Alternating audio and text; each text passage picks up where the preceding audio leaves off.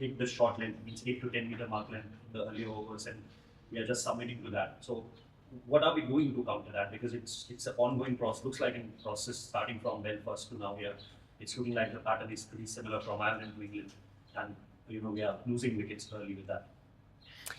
Yeah, I think Jofra and Tongue have bowled exceptionally well, and I think you've nailed it on the head there. We haven't made that adjustment as much as we've spoken about it, as much as we've spoken about the need to evolve and what works in India won't necessarily work here.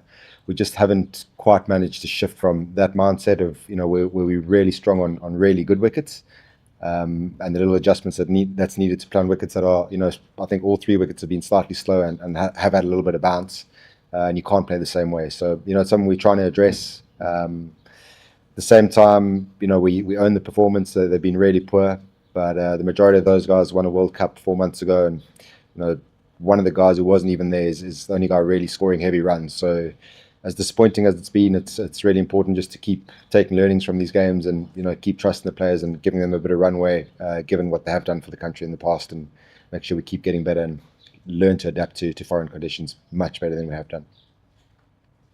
Right, of course, as on the other day, head coach was also saying that adaptability has been a key issue, throughout these two series. So in future, if you have to give a feedback to the BCCI regarding before preparing for this, tours where conditions are like this, do you think that like we should go out there and have at least 2-3 practice sessions before the first game? I know that schedules are very cramped, but is the kind of feedback you would like to give? Ideally, you want to prepare longer for series, but again, we came out of a series in India.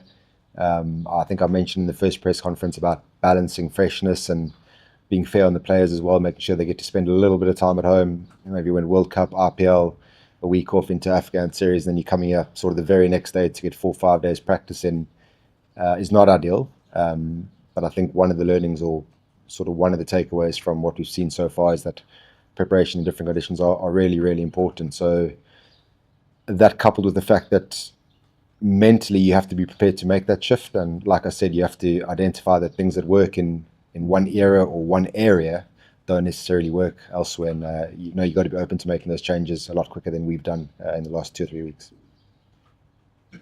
Coach, I have 2 questions. Both are centered around Iyer. Firstly, Rashid is such an experienced spinner, but Iyer was able to take 44 runs off his 16 balls. He advanced to the pitch of the ball, and then once the rhythm was upset, he was able to use the depth of the crease to cut and pull. So given their pacers were on such a roll, what were your thoughts on that batting? Yeah, I think he's one of the guys who has exploited, the ability to use the crease, and again, that's a way you have to play in these conditions. Also think England have used Rash as a attacking spinner, which obviously does open up options, and Jacks, on the other hand, I feel he's bowled a bit more defensively. But again, to take the ownership of the performance and how we've batted against Will Jackson particularly, we probably haven't done those things you mentioned about Shreyas. Making the spinner bowl slightly fuller by hanging back a bit more and then nailing him when he does come fuller. I think Shreyas done that really well, and he's batted really well in all 3 innings. And again, I don't want to stand here and defend the players, and at the same time, I'm not going to be here and be overcritical of guys who've done really well. But again, the onus on the players to have the mindset and the growth mindset to accept the fact that, look, it's gone really badly, and look at the evidence in front of them and attack things like you've just mentioned. Very specific things about how we go about constructing innings and putting scores on the board in these conditions. Hi, Ryan. Just wondered how impressed you've been with Harry Brooks' captaincy, and does he look like a guy who could transition to doing that in Test cricket if he got the He's utilised his bowlers really, really well. They've been on top for most parts of the series. I think he's got some fantastic weapons at his disposal there, and the way he's managed it, you can only deal with what you've got, but he's been good. I've always thought Harry speaks very well. I always think he's a good energy around the group. I've actually worked in teams where he's been before, and there's no reason why he can't go on to do it in red ball cricket as well. Any questions? Yeah. Hi, my name is Safra from Smart TV. First of all, we are the world champion, and unfortunately, the results are very bad. Like Ireland, we lost, and this is like well. So he changed the captains. Today we shot very good captains, and share was here.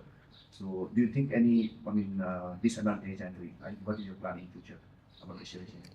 Look, I think when you're in this position of managing or even just coaching a team like India, you have to forward plan as well. And Surya was a fantastic leader, but if you weigh up where he is age-wise and you're looking ahead to 2 years down the line with Australia, you have to make some really tough calls. And there's going to be a million opinions about it, and the immediate backlash of transitioning to a new captain and then losing 2 games against Ireland and being 3-0 down in a series in England. I get that the optics of that aren't very good, but I also think it's important to look at things holistically. We've made a few changes to the squad we've brought out here. Hardik and Jasprit make a big difference to the team. So, not in his defence, but we've got a different squad here with slightly different weapons, and we also need to give Shreyas a little bit of time to grow into the role and for the players to adapt to his captaincy style as well. But I think he started really well, leading from the front with the bat for someone who hasn't been part of that successful team to come in and put scores on the board the way he has done, and in very difficult situations, still speaking up and still taking accountability and working tirelessly to make the improvements that we've all been speaking about. I've been really impressed with how he's gone about things so far, and I'm sure he'll get his just rewards as his time as captain goes on. Ryan, there are so many young players in this team who are on the first tour of England.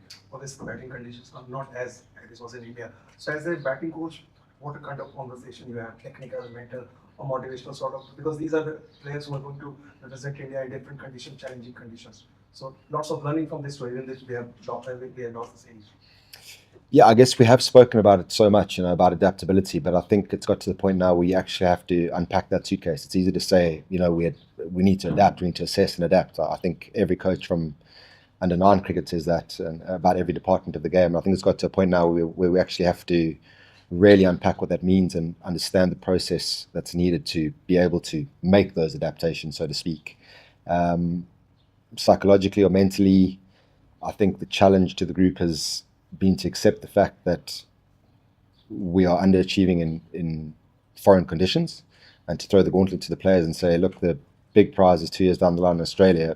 Do we want to be a team that smashes 250 in India and looks great when you hit 80 metre 6 at Eden Gardens, or do we want to come to places like this and places like Manchester and places like Southampton where things are slightly different, and again thinking further down the line, the MCG and those sort of places, do we want to be the team that actually excels in different conditions, and do we have the mentality to make those adjustments? And that's the mental challenge, and that's where we need the players to be at to take that on.